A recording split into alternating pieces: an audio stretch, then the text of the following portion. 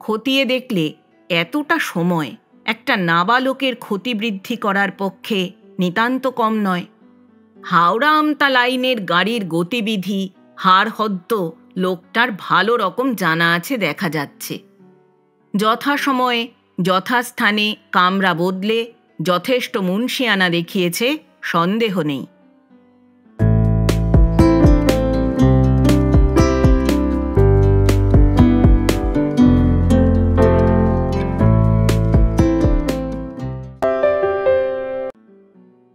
শুভেচ্ছা বন্ধুরা, একরাশ শুভেচ্ছা আর ভালোবাসা। আমি অর্পিতা, আর আপনারা শুনছেন এক ব্যাগ গপ্প ইউটিউব চ্যানেল। বন্ধুরা, শুরুতেই একটা ছোট্ট অনুরোধ।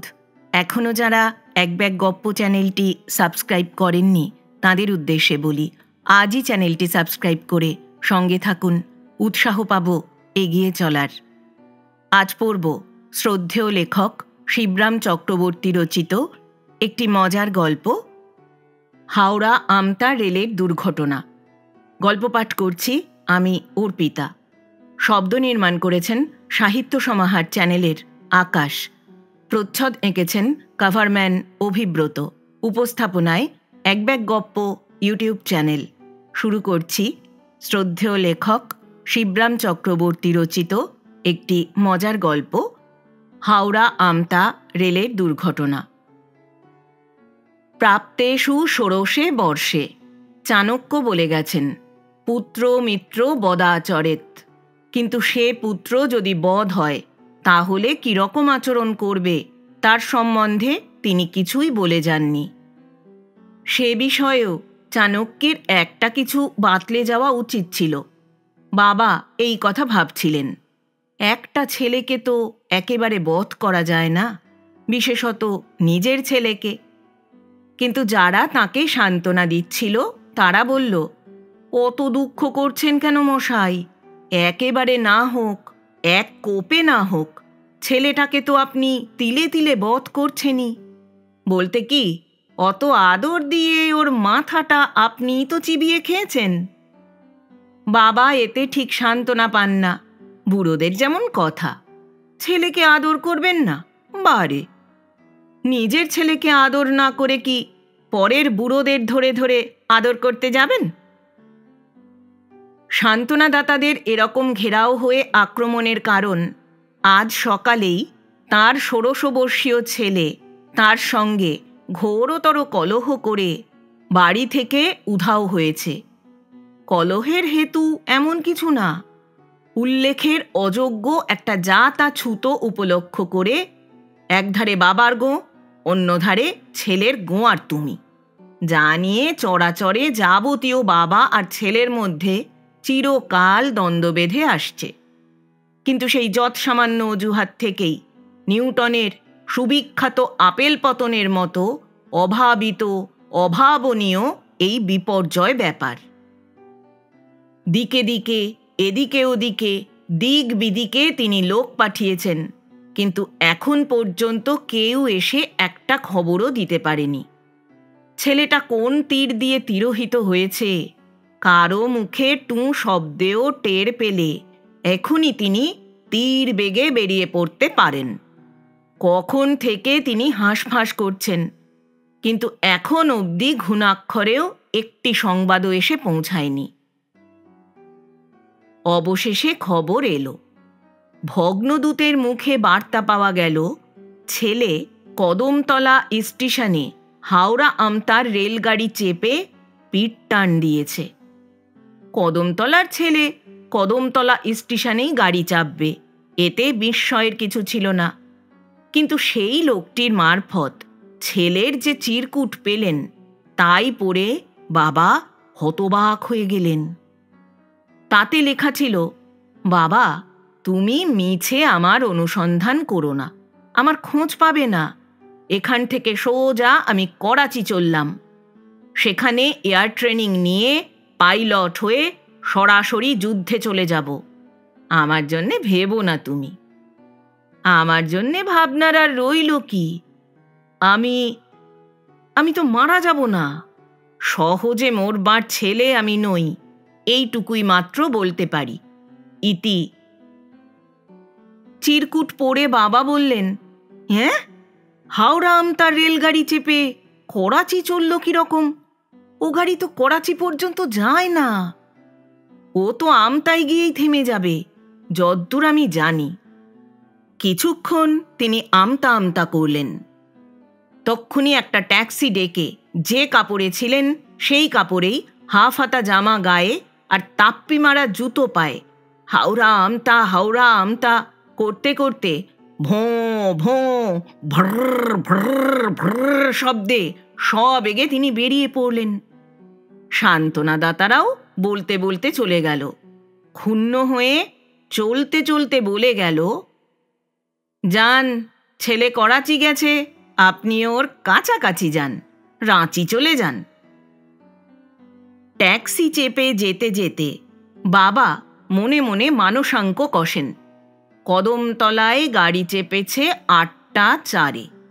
এতক্ষণে সে গাড়ি বলটিকারি, ব্যাঁকড়া, সলাপ এ সমস্ত পেরিয়ে গেছে নিশ্চয়। এখন আন্দাজ 9টা 15। তাহলে কুন্তলিয়া, মাকড়দা, ডোমজুর এসব স্টেশনও পার হয়ে গেছে। 8টা 4-এ কদমতলায় চাপলে মাকড়দায় পৌঁছতে 8টা 40, ডোমজুর 8টা 51, দক্ষিণ বাড়ি 9টা 2।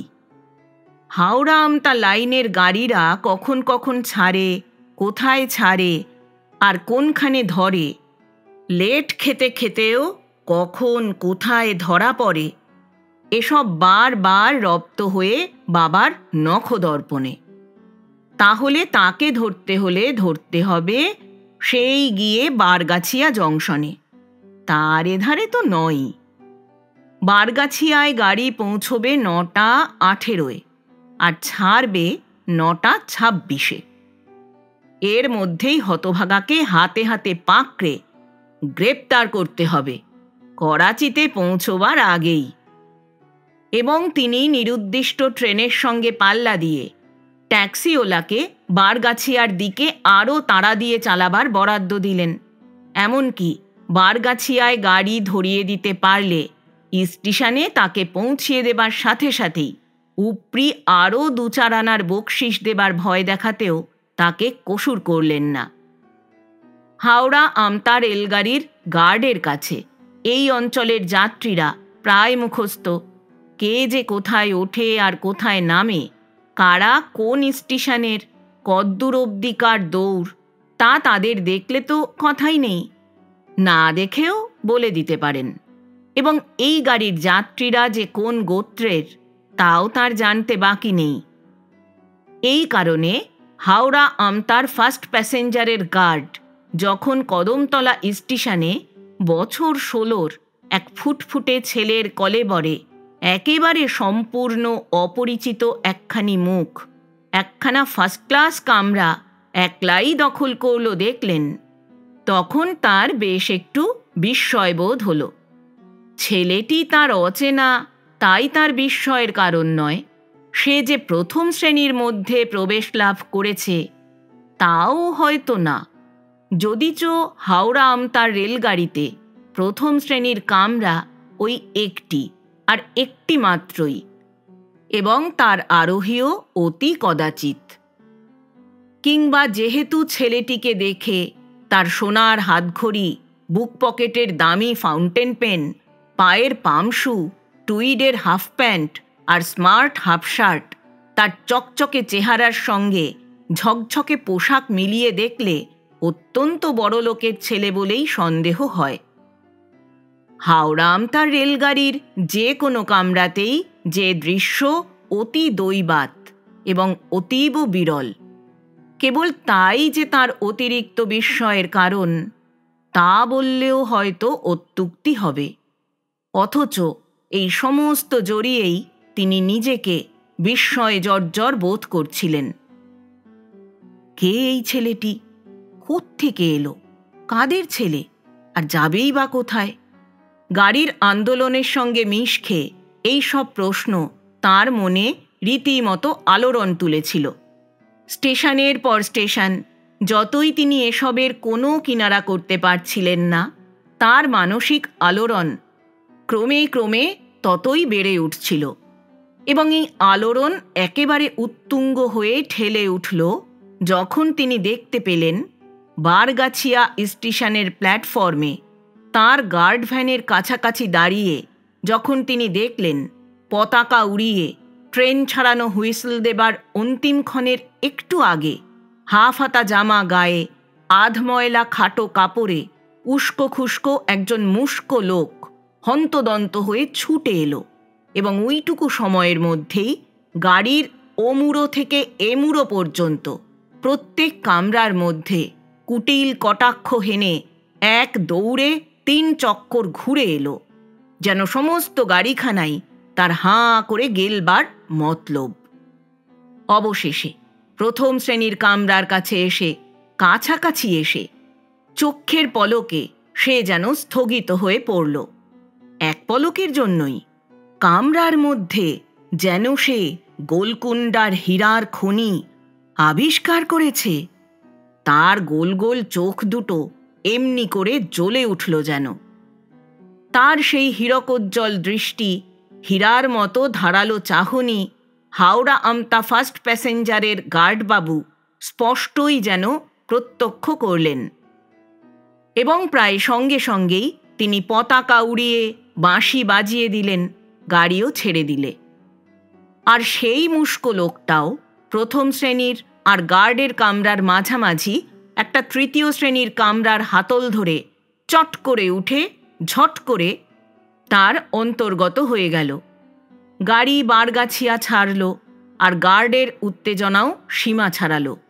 প্রথম দর্শনেই তিনি পরিষ্কার বুঝে ফেললেন এই মুস্কো লোকটা আস্ত একটা বদমাশ, 1 নম্বরের পাক্কা ডাকাত।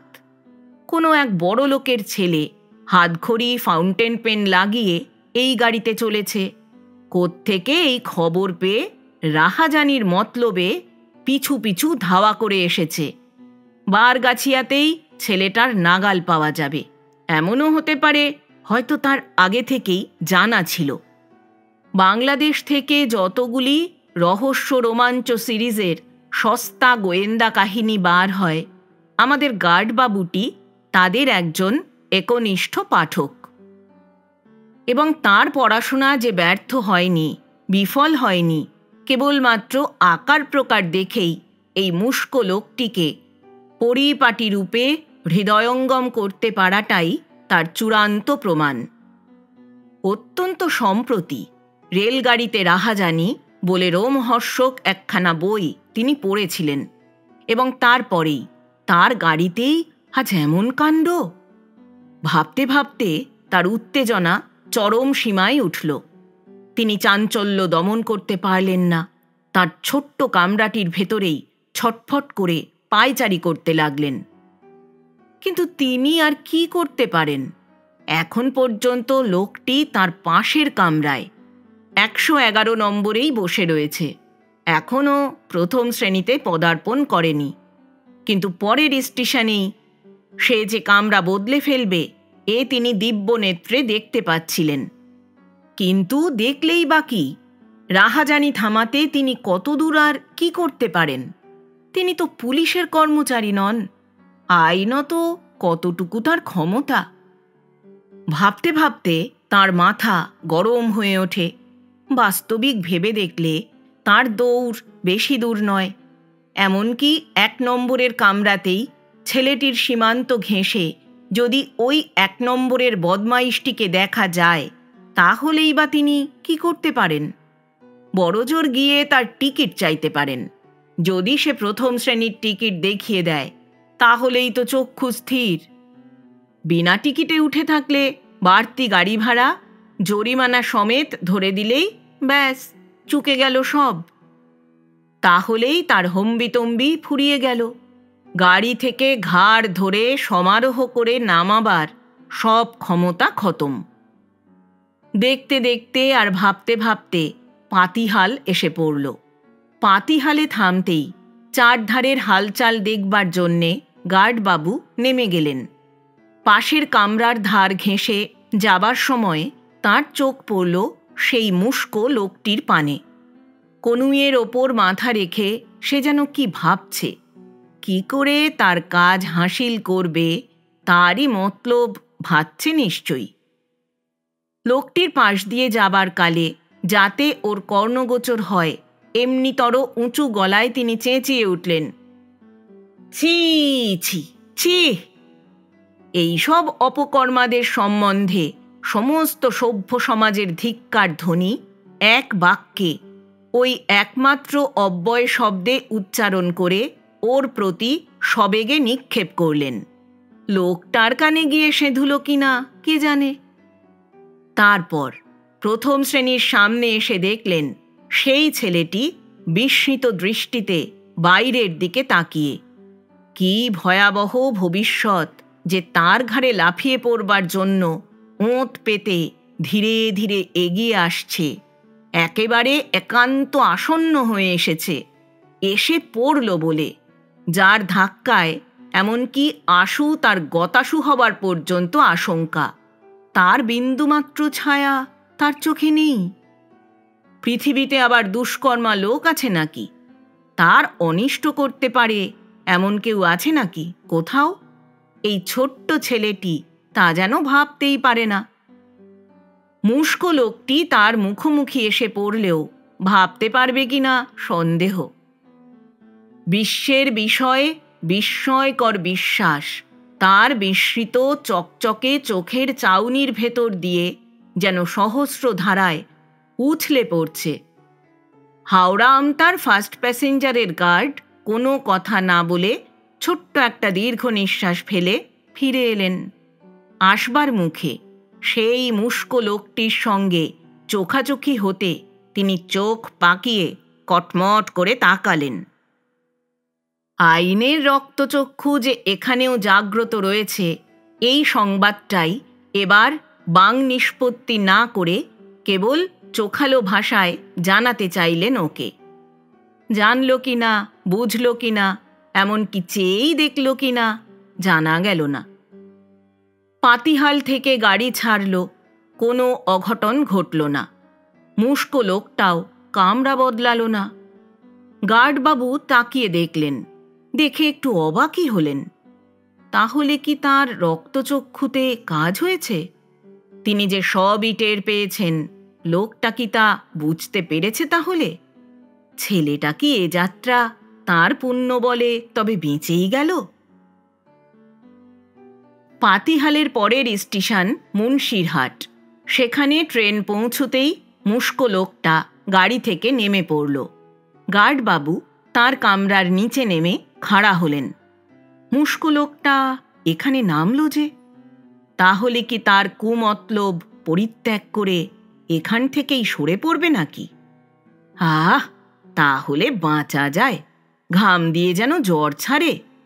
গার্ডবাবু লোকটার গতিবিধির দিকে লক্ষ্য রাখলেন, কিন্তু না, লোকটা গেট দিয়ে বেরিয়ে গেল না, বরং ওই গাড়ি ধরা ছাড়ার মাঝখানের মিনিটখানেক সময় প্ল্যাটফর্মের একধারে দাঁড়িয়ে কিসের যেন অপেক্ষা করতে লাগলো।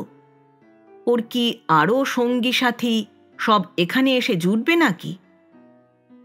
গার্ডবাবু অস্থির হয়ে উঠলেন। আধ মিনিটের মধ্যেই অর্ধেক লোক না উঠতে নামতেই হুইসেল ফুঁকে তিনি গাড়ি ছাড়বার হুকুম বাজিয়ে দিলেন। কিন্তু দিলে কি হবে? গাড়ি ছাড়তে না ছাড়তেই গার্ডবাবু নিজের কামরার পা দানিতে পা দিতে না দিতেই সেই দুশ্মন লোকটা তড়াক করে লাফিয়ে উঠে পড়েছে।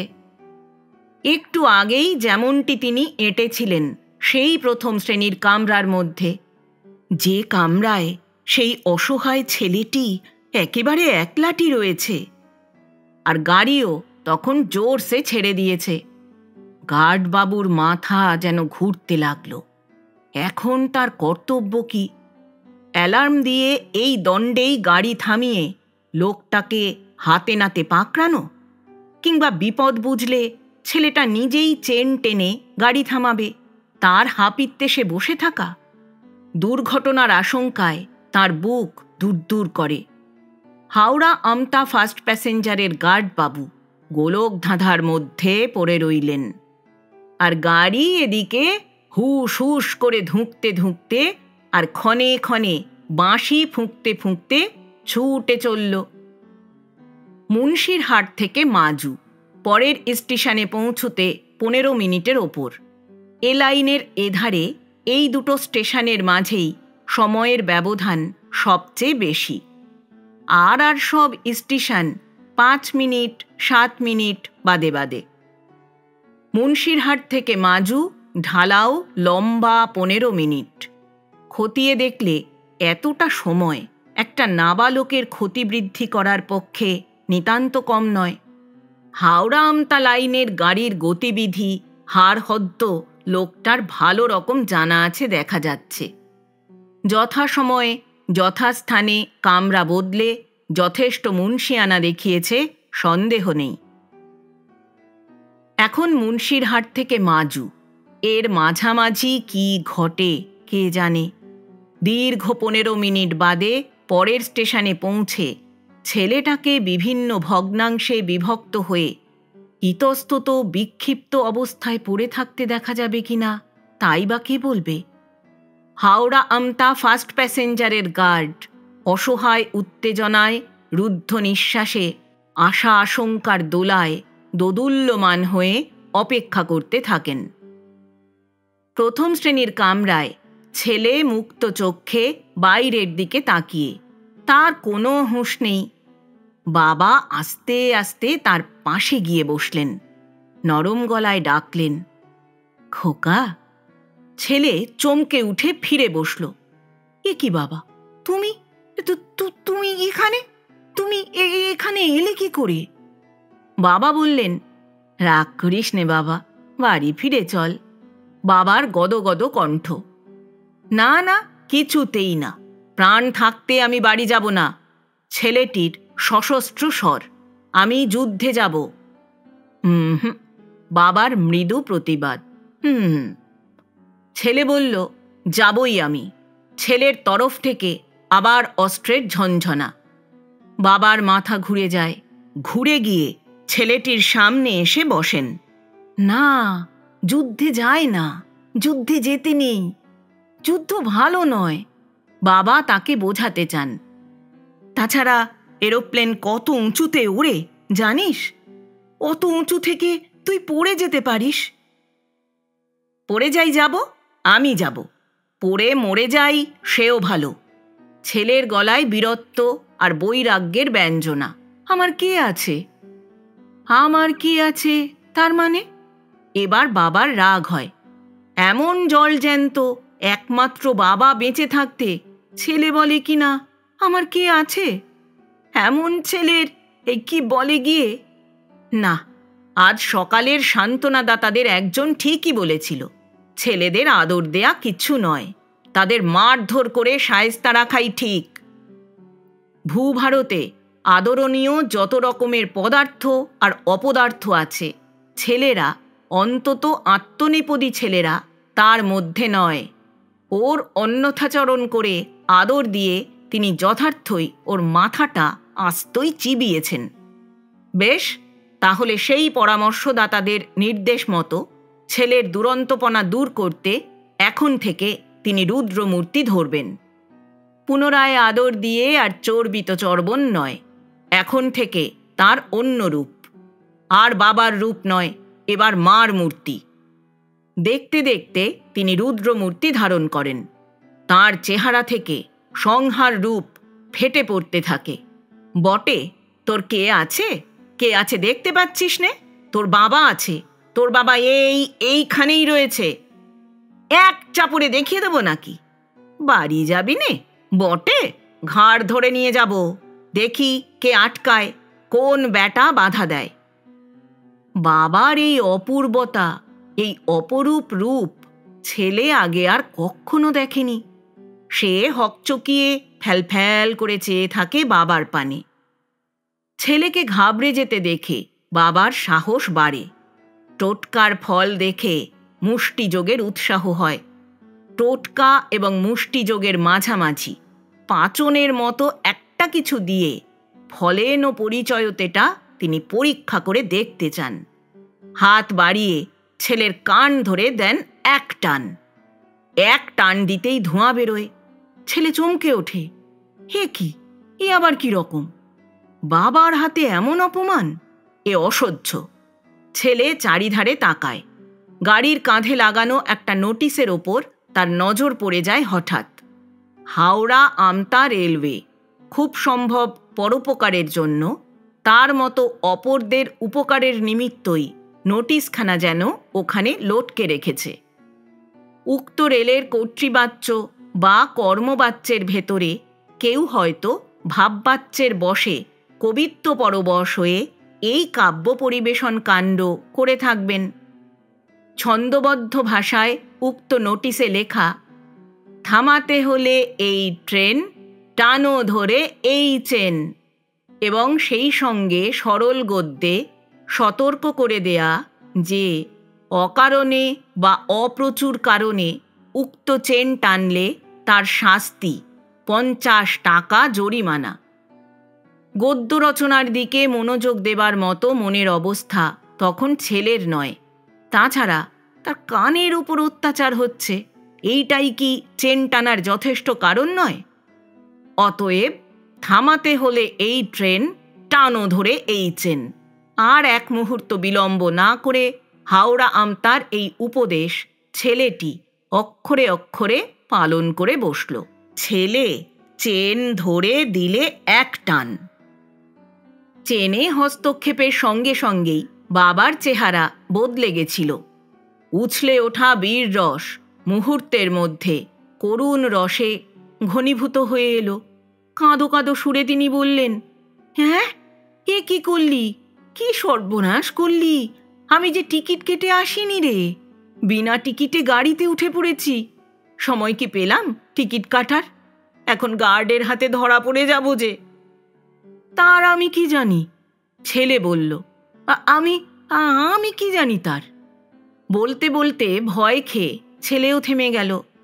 ভয় পাবার কারণ সেই চেনটাই। চেন ছেড়ে দিলেও সেই চেন তখনও ঝুলছিল।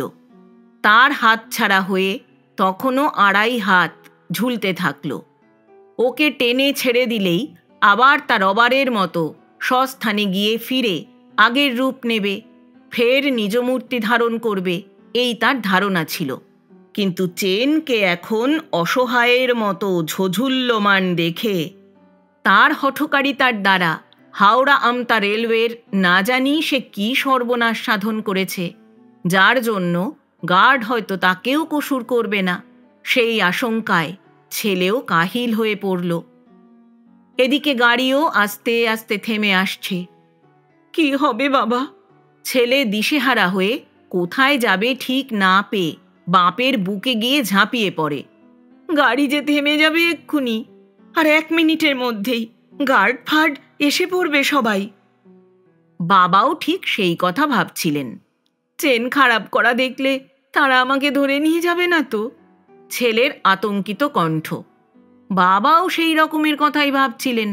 তবে ছেলের ধৃত হওয়া নয়, নিজের উদ্ধৃত হবার সম্ভাবনাই তার বেশি ভাবনার কারণ হয়েছিল। চেনের দশার চেয়ে নিজের উপস্থিত দুর্দশাই তাকে বেশি পীড়িত করছিল। বাবা, বাবা! ছেলের অসহায় আর্ততা। তার মাথায় চট করে একটা বুদ্ধি খেলে যায়। তিনি ঝট করে গাড়ির মেঝের দৈর্ঘ্যে প্রস্থে সুবিস্তৃত হয়ে শুয়ে পড়েন, একদম টান হয়ে। আমি ফিট হয়ে গেছি, যাই ঘটুক এই কথা বলবি। আমার মূর্ছা দেখে তুই ভয় খেয়ে গাড়ির শেকল টেনেছিস, বুঝলি? ছেলে বলল, তুমি ফিট হয়েছ আর আমি শেকল টেনেছি, এই তো? আচ্ছা, বুঝেছি। হ্যাঁ হ্যাঁ, ওই কথাটা আঁকড়ে থাকবি, তাহলেই দুদিকেই রক্ষে। আমার বিনা টিকিটে গাড়ি চড়া আর তোর চেন টানা। বাবা বললেন, কিন্তু এই ময়লা মেজে এমন করে লম্বা হলে তোমার কাপড় জামা যে নোংরা হয়ে যাবে বাবা। ছেলে বলল। বাবা বললে, সে কথা চেন টানার আগে, এই নোংরা কাজ করার আগে ভাবা উচিত ছিল। এখন ভেবে লাভ? বলতে বলতে তিনি 2 চোখ মুদ্রিত করেন, আর ট্রেনও প্রবল একটা ঝাঁকুনি খেয়ে থেমে যায়। চেনে টান পড়ার সঙ্গে সঙ্গেই আমাদের গার্ড বাবুর হয়ে এসেছিল তার হ্যাঁচকা টান। কেবল গাড়িতে নয়, তার নাড়িতে পর্যন্ত গিয়ে লেগেছিল। এতক্ষণ যা আশঙ্কা করছিলেন তাই হলো তাহলে এতক্ষণে। এখন বাকি যেটুকু আছে তার কর্তব্যের অবশিষ্টাংশ, বদমাসটাকে ধরে পাকড়ে বেঁধে ছেদে পুলিশের হাতে সমর্পণ করা। কিন্তু সে কাজ যে কত দুঃসাধ্য, লোকটার হোঁতকা চেহারা স্মরণে আসতেই তার হৃদয়ঙ্গম হচ্ছিল। দুরু দুরু বুকে কাঁপতে কাঁপতে নিজের কামরা থেকে তিনি নামলেন। নিজের কামরার ধার থেকে পা বাড়াতেই তার মনে হলো, অমন একটা দুর্দান্ত গুন্ডাকে একলা কি তিনি কাবু করতে পারবেন? যতই তিনি প্রথম শ্রেণীর কামরার দিকে এগোতে থাকলেন, জিজ্ঞাসার চিহ্নটা ততই বৃহত্তর হয়ে তার চোখের সামনে ভাসতে লাগল। ওরকম দুর্ধর্ষ ক্রিয়ার কর্তারূপে কোনো দিন দুঃস্বপ্নেও তো নিজেকে তিনি কল্পনা করেননি।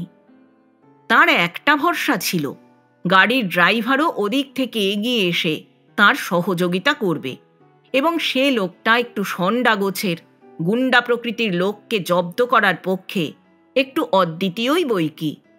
কিন্তু না, বৃথাই দুরাশা। ড্রাইভার গাড়ির ইঞ্জিনের গহ্বর থেকে তার চমৎকৃত মুখখানা বার করে তাকাচ্ছিল বটে, কিন্তু নামবার কোনো দুর্লক্ষণ তার দেখা গেল না।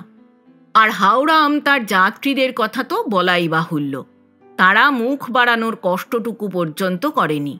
চেন টানা পড়ার জন্যই যে গাড়ি আটকা পড়েছে এহেন কল্পনা সন্দেহ সূত্রেও তাদের মনে স্থান পায়নি। তারা ভেবেছে এটা এ লাইনের যেমন রেয়াজ, নিত্যকার টানা পড়েন। হাওড়া আমতার গাড়ি চলতে চলতে থেমে যায়, থামতে থামতে চলে, যখন যেমন খেয়াল, এই তার চিরদিনের দস্তুর। এ নিয়ে কে মাথা ঘামাতে গেছে? অগত্যা ফার্স্ট প্যাসেঞ্জারের গার্ড বাবুকে নিঃসঙ্গই এগুতে হলো। কর্তব্যের আহ্বান, কি করবেন? নিজের বাহুবল সম্বল করে স্খলিত পায়ে একাই তিনি এগুতে লাগলেন। হাতল ধরে উঠে কামরাটার ভেতরে উঁকি মারতেই তার চক্ষু চড়ক গাছ, পা ফসকে পাদানি থেকে পড়ে যান আর কি। সেই ছেলেটি গাড়ির দরজার দিকে পিছন ফিরে খাড়া দাঁড়ানো, আর সেই হোঁতকা লোকটা তার পায়ের কাছে একেবারে 14 পোয়া। এক ঘুষিতে অমন জোয়ানকে লম্বা সইয়ে দিয়েছে। হ্যাঁ, কি ছেলে সব আজকালকার, অদ্ভুত।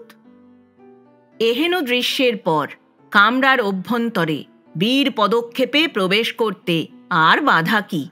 অতঃপর তার আর কোনো দ্বিধাই রইল না। তার সাহসও যথেষ্ট বেড়ে গেল। তিনি সবল হস্তে সশব্দে খট করে দরজা খুলে ঘটা করে ভেতরে পদার্পণ করলেন। ছেলেটি পেছন ফিরল। এই যে গার্ডবাবু, বলল ছেলেটি, এই লোকটি, এই ভদ্রলোকটি হঠাৎ ফিট হয়ে গেছেন। আমি কি করব ভেবে না পেয়ে, ঠিক করতে না পেরে আপনার চেন টেনে ফেলেছি। গার্ডবাবু ঝুঁকে পড়ে চিৎপটাং লোকটার বুকের ওপর কান পাতলেন। না, হৃদয়যন্ত্রের ক্রিয়া স্থগিত হয়নি, বেশ দুমদাম আওয়াজ হচ্ছে। নাড়ি টিপে দেখলেন দুপদাপ করে চলছে। ঠিক আছে, কোনো ভয় নেই, তেমন কিছু জখম হয়নি, মারা যাবার কোনো লক্ষণ নেই। ছেলেটিকে তিনি আশ্বাস দিতে চাইলেন, বেঁচেই আছে। বেঁচে আছেন? আহ, তবু ভালো। ছেলেটির যেন স্বস্তির নিঃশ্বাস পড়ল। কিন্তু বাহাদুর ছেলে বটে তুমি, কি দিয়ে বসালে লোকটাকে বলো তো? গার্ডবাবু জিজ্ঞাসা করলেন। আমি তো বসাইনি, আমি কি দিয়ে বসাবো? ছেলেটি ভয়ানক বিস্মিত। আমি ওকে মারি টারিনি, মারবো কেন? এমনিতেই উনি ফেন্ট হয়ে গেছেন, আমি সত্যি বলছি আপনাকে। বলতে হবে না, বলতে হবে না, গার্ডবাবু বাধা দিয়ে বললেন। তুমি মিথ্যে ভয় পাচ্ছ খোকা, ভয়ের কিছু নেই। আত্মরক্ষার জন্যে আততায়ীকে আঘাত করবার ন্যায্য অধিকার তোমার রয়েছে, আইনত অধিকার। মেরেছ, বেশ করেছ, তাতে কি? কিন্তু কিন্তু আমি মারিনি তো। এই লোকটি, এই ভদ্রলোকটি, আমার একজন বন্ধুই নি। বন্ধু? হ্যাঁ, বন্ধুই বটে। মনে মনে আওড়ালেন গার্ডবাবু। বন্ধু আর বলে কাকে? থানা পুলিশের ভয়ে ছেলেটা চেপে যাচ্ছে, বুঝতে তার বাকি ছিল না। ক্যা গার্ড সাহেব, ক্যা হুয়া?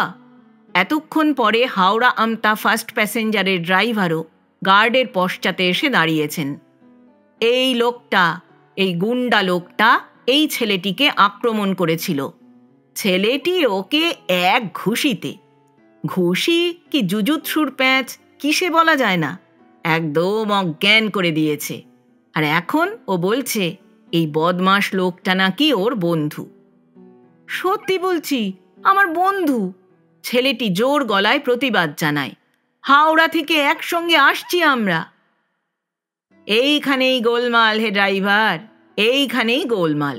ও বলছে ওরা একসঙ্গে আসছে, অথচ আমি নিজে দেখেছি এই ছেলেটি উঠেছে কদমতলায় আর এই লোকটা উঠল বারগাছিয়ায়। তাও এক কামরায় নয়, অন্য কামরায়। লোকটা কামরা বদলেছে, আমার নিজের চোখে দেখা। এই কেবল আগের স্টেশনে। এখন এর থেকে কি বুঝবে বোঝো? আমি বুঝতে পারছি। ড্রাইভার আস্তে আস্তে ঘাড় নাড়ে। আদমিটাকে দেখলেই বোঝা যায়। কি বোঝা যায় শুনি?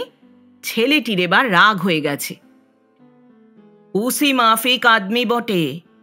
ড্রাইভারের গম্ভীর মুখ। মোটেই উসি মাফিক না, আমি স্পষ্ট বলছি আপনাদের। ছেলেটি গর্জন করে ওঠে, ইনি আমার বাবা। ছি, অজানা অচেনা লোককে এমন করে বাবা বলে না। পুলিশের ভয়ে পরের বাবাকে বাবা বলতে নেই খোকা। বাহ, আমার নিজের বাবাকে বাবা বলবো না? বাহারে, ছেলেটি বলল। গার্ড বললে, এই মাত্র তুমি বললে তোমার বন্ধু, আর এখন বলছো কিনা তোমার বাবা। এটা কি ভালো করছো খোকা? কেন, বাবা হলে কি বন্ধু হয় না? ছেলেটিও পেছোবার নয়। বাবার মতো বন্ধু আবার কে আছে? जाने दीजिए, दीजिए बोलने, बच्चा लोग क्या ना बोले। বলে ড্রাইভার আধা হিন্দিতে যা বলল তার সাদা বাংলা করলে দাঁড়াবে, পাগলে কি না বলে, ছাগলে কি না খায়। ছেলেদের কথা আর পাগলের কথা ছেড়ে দিন, এখন আমাদের কি করবার আছে তাই বলুন। ড্রাইভারের এই জিজ্ঞাস্য। লোকটাকে গাড়ি থেকে নামিয়ে পুলিশের হাতে গছিয়ে দেয়া, তাছাড়া আর কি? গার্ড বাবুর সাফ জবাব। তারপর গার্ড আর ড্রাইভার দুজনে মিলে ধরাধরি করে ধরাশায়ীকে পাঁজাকোলা করে তুলে ধরে লাইনের ধারে ঘাসের ওপর নিয়ে এসে ভূমিসাৎ করল। এখন আমাদের প্রথম কাজ হচ্ছে, ড্রাইভারের দোঁয়াশলা বাংলার মর্মানুবাদ থেকে জানা গেল, আগে লোকটার চৈতন্য সম্পাদন করা, তারপর ওকে জিজ্ঞেস করা এর মানে কি। তুমি দাঁড়াও, আমি আভি আসছি। এর মধ্যে যদি ও উঠে পড়ে, কি ভাগবার মতলব করে, কি আর কিছু করতে যায়, তখনই তুমি ভালো রকম এক ঘা বসিয়ে ফের অজ্ঞান করিয়ে দেবে, সমঝেছ? এই বলে রহস্যময় একটা ইঙ্গিত হেনে ড্রাইভার ইঞ্জিনের দিকে রপ্তানি হয়ে গেলেন। ইতিমধ্যে হাওড়া আমতার টনক নড়েছে। অঘটন কিছু একটা ঘটে গেছে তারা ধারণা করতে আরম্ভ করেছে। যাত্রীরা একে একে গাড়ি থেকে নামতে শুরু করেছিল। তারা সবাই এসে ওয়েল গার্ডেড অচৈতন্য লোকটিকে ঘিরে দাঁড়ালো এবং গার্ডবাবুও ছেলেটির সঙ্গে লোকটার ভীষণ সংঘর্ষের রোমাঞ্চকর কাহিনীকে যত দূর সাধ্য আরও ভয়াবহভাবে অতিরঞ্জিত করে তাদের প্রাণে বিভীষিকা সঞ্চারের চেষ্টায় লাগলেন। ছোট্ট ছেলের উপর রাহাজানি? হাওড়া আমতার মেজাজ গরম হয়ে উঠল। তাদের ফিসফাস ক্রমে জোরালো এবং আরও ঘোরালো হতে থাকল। বিরক্তিও কুল ছাপিয়ে গেল। প্রত্যেক মুখপত্রের সম্পাদকীয় মন্তব্য প্রায় একরকমের দেখা গেল। লোকটাকে উচিত মতো শিক্ষা দেয়া দরকার, উত্তম মধ্যম একখানা শিক্ষা। কিন্তু এখনই ওর এই বেহুশ অবস্থাতেই, ওর এই দুরবস্থার সুযোগে উক্ত শিক্ষা দিতে শুরু করলে কেমন হয়? উচিত এবং ঠিক বীরোচিত হয় কিনা এই নিয়েই যা বাদানুবাদ চলছিল ওদের মধ্যে। শিক্ষার্থী এই দণ্ডে শিক্ষা নেবার সম্পূর্ণ উপযুক্ত কিনা এই বিতর্কে একমত হতেই যা ওদের বিলম্ব হচ্ছিল। ছেলে দেখল, সর্বনাশ, কাণ্ডজ্ঞানহীন জনসাধারণ ক্ষেপে গেলে কী না করতে পারে। খবরের কাগজে তেমন কাণ্ড কখনো পড়েনি যে তা নয়। আর দেরি করলে বাবাকে আস্তানায় ফিরিয়ে নিয়ে যাওয়া তো দূরের কথা, আস্ত রাখাই কঠিন হবে। শুনুন মশাই, শুনুন আপনারা, ছেলে বলতে শুরু করল। আসল কথা শুনুন আমার কাছে। আপনারা ভুল করছেন ভয়ানক। এই ভদ্রলোক আমার বাবা, আমার নিজের বাবা।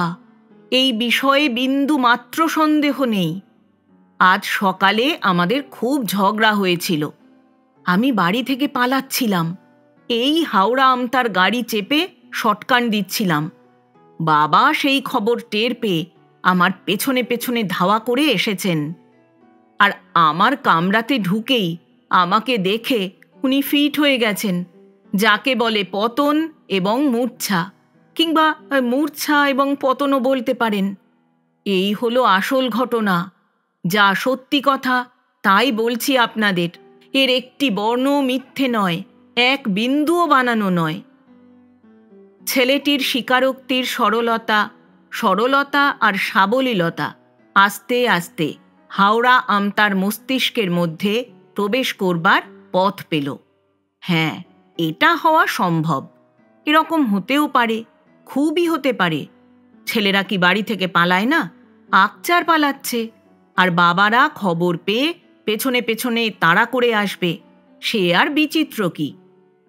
তাহলে এই অধঃপতিত ভদ্রলোক একজন পুত্রবৎসল পিতা মাত্র। হাওয়ার গতি ফিরে যায়, হাওড়ার মতিগতি ফেরে। হাওড়া আমতার মন টলে, জনমত বদলায়। সমবেত জনতা লোকটার প্রতি সহানুভূতি সম্পন্ন হতে থাকে। পালে পার্বণে সহপাঠীদের থিয়েটারে অভিনয় করা ছেলের একটু রপ্ত ছিল। অডিয়েন্সকে কি করে গলাতে হয় তার একটু আধটু অভিজ্ঞতা তার ছিল না যে তা নয়। মাহেন্দ্রক্ষণ বুঝে দর্শকদের গদগদ করে দেবার এক ব্রহ্মাস্ত্র সে ছাড়ল এবার। স্বামী বিবেকানন্দের কায়দায় দু হাত কোষবদ্ধ করে মাটির দিকে তাকিয়ে নত মুখে সে বলল, দেখতেই পাচ্ছেন আপনারা, আমি বাবার, আমার স্নেহময় পিতার, আমি একজন নরাধম পুত্র। বাবার ঠোঁটের কোণে হাসির চমক খেলে গেল, মুহূর্তের জন্যই কেবল। শ্রোতারা চঞ্চল হয়ে ওঠে। এ যে আস্ত একখানা নাটক দেখা যাচ্ছে। থিয়েটারের বাইরে এরকম দৃশ্য দেখবার সৌভাগ্য হাওড়া আমতার কল্পনাতেও ছিল না। নাটকীয় ঘাত প্রতিঘাত তাদের নাট্যবোধের সূক্ষ্মতায় সুরসুরি দিতে শুরু করেছিল। বাবার এবার মাহেন্দ্রক্ষণ আসে। তার নিজের পার্ট প্লে করবার পালা এলো এখন। আস্তে আস্তে তিনি চোখ খুললেন।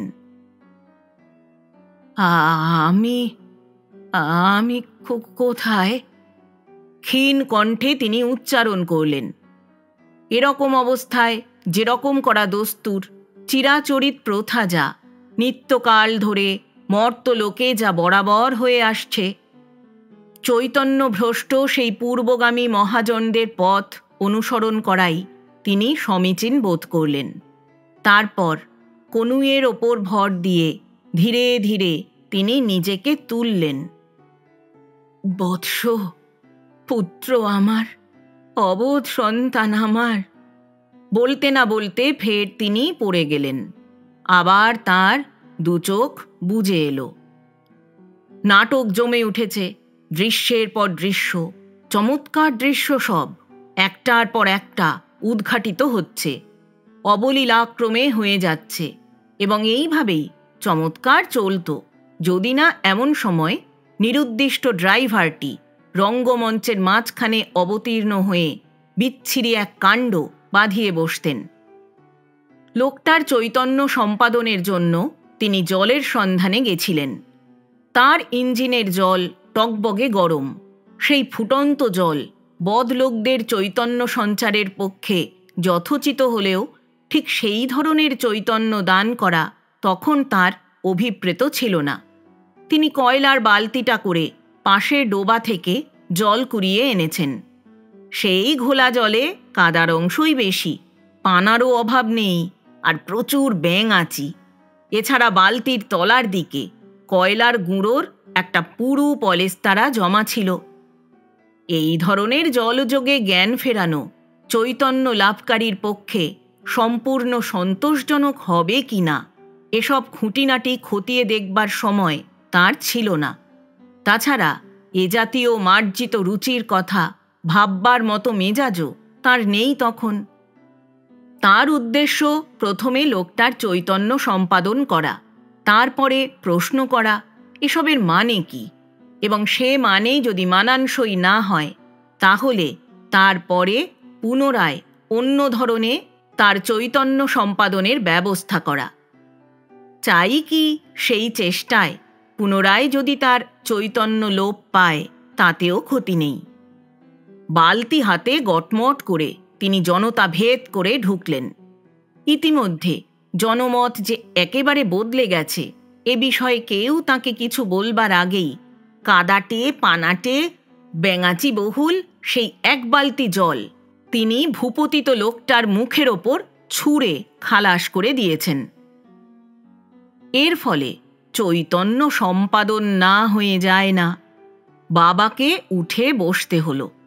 পানাগুলো তার চুলে জড়িয়েছে, গাল বেয়ে কয়লা আর কাদা গড়িয়ে পড়ছে, আর ব্যাঙাচিরা অত্যন্ত বিব্রত বোধ করে তার কোলের ওপর নাচানাচি লাগিয়ে দিয়েছে।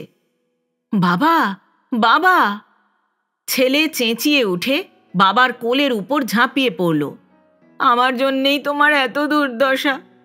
দু হাত দিয়ে সে বাবার দেহ থেকে পানা আর ময়লা, কয়লা আর ব্যাঙাচিদের দূরীভূত করতে লাগল।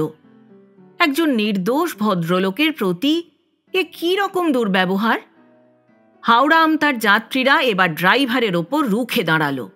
এরকম করার মানে মতলব কি এর শুনি? সবাই জানতে চাইল এক বাক্যে।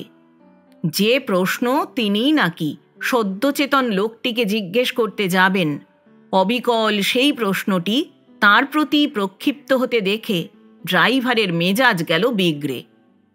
মানে টানে আমি জানি না, 1 2 3 বলতে না বলতে তুমি লোক গাড়িতে এসে উঠলে তো উঠলে, নইলে সোজা আমি এই খালি গাড়ি লিয়েই সটাং মাঝু চললাম।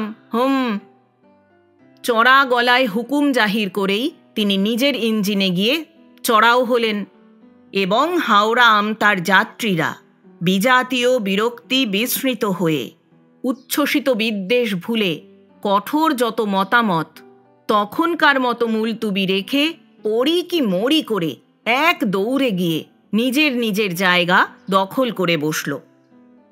ছেলে তখন বাবার পঙ্কোদ্ধারে ব্যস্ত, এবং বাবাও ছেলের স্নেহের বহরে এমন মশগুল যে ইতিমধ্যে কখন রঙ্গমঞ্চের দৃশ্য বদলে সম্পূর্ণ পট পরিবর্তন হয়ে গেছে দুজনের কারও সেদিকে নজরই পড়ল না। ফার্স্ট প্যাসেঞ্জারের গার্ড বাবু গাড়ির পাদানিতে দাঁড়িয়ে পতাকা ওড়ালেন, কিন্তু পিতা পুত্রের কারোর সেই দিকে চোখ ছিল না। ড্রাইভার ইঞ্জিনের সানাই ফুঁকে দিল, তার তীব্র আওয়াজেও কোনো কাজ হলো না।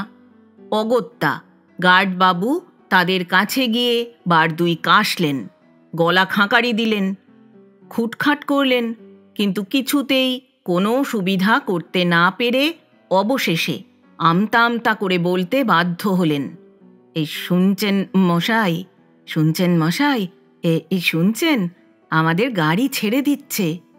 কিন্তু কে কার কথা শোনে? হারানো পুত্র রত্নকে পুনরায় লাভ করে বাবার তখন কোনো দিকে খেয়াল নেই। বাবা, আমি আর কখনো তোমার অবাধ্য হব না, ছেলে বলছিল। বাবার সারা মুখে কৃতার্থতা। আর কখনো তোমার সঙ্গে ঝগড়াও করব না। বাবার ৩২ পার্টিতে বিজয় গৌরব। মাপ করবেন, আমাদের গাড়ি ছেড়ে দিচ্ছি, আপনারা দয়া করে তাড়াতাড়ি চলে আসুন। গার্ডবাবু মাঝখান থেকে বলতে যান, কিন্তু কে তার কথায় কান দেয়? ছেলের কথামৃতে বাবার কান জোড়া তখন। অন্য কথায় কর্ণপাত করার ফাঁক কই তার? আর কখনো আমি বাড়ি থেকে পালাবো না, ছেলে বলে। বাবার ২ চোখে আনন্দের দীপ্তি। চ খোকা, আর দেরি করে না, গাড়ি দাঁড়িয়ে আছে, দেখছিস নে? বলতে বলতে বাবার হুঁশ হয়, এক্ষুনি হয়তো ছেড়ে দেবে, দেরি করলে আমাদের ফেলে রেখেই চলে যাবে হয়তো। ধুমায়মান গাড়ির দিকে তাকাতেই যেন তার ঘুম ভাঙে। নন্দনকানন থেকে বাবার পদস্খলন হয়। আবার তিনি ধরিত্রীতে পদার্পণ করেন। পৃথিবীর মাটিতে পা পড়তেই তিনি উঠে পড়েন। উঠে পড়েই গাড়ির দিকে ছুট লাগান। ছেলেও চটপট তার পিছু নেয়। হাওড়া আমতা ফার্স্ট প্যাসেঞ্জারের গার্ড বাবু পতাকা হাতে অনেকটা যেন অদৃশ্য মানুষের মতোই তাদের পেছনে পেছনে আসতে থাকেন। পতাকা ওড়াবার কথা তিনি ভুলেই গেছেন তখন। এতক্ষণ শুনলেন শ্রদ্ধেয় লেখক শিবরাম চক্রবর্তীর লেখা একটি মজার গল্প, হাওড়া আমতা রেলের দুর্ঘটনা। গল্প পাঠ করলাম আমি অর্পিতা। উপস্থাপনায় এক ব্যাগ গপ্প ইউটিউব চ্যানেল। বন্ধুরা, গল্প পাঠ ভালো লাগলে চ্যানেলটি সাবস্ক্রাইব করে পাশে থাকবেন। আবার আসবো আগামী সপ্তাহে আবার কোনো ভালো লাগা গল্প নিয়ে। আজ তাহলে বিদায় নিচ্ছি। সবাই ভালো থাকবেন, সুস্থ থাকবেন।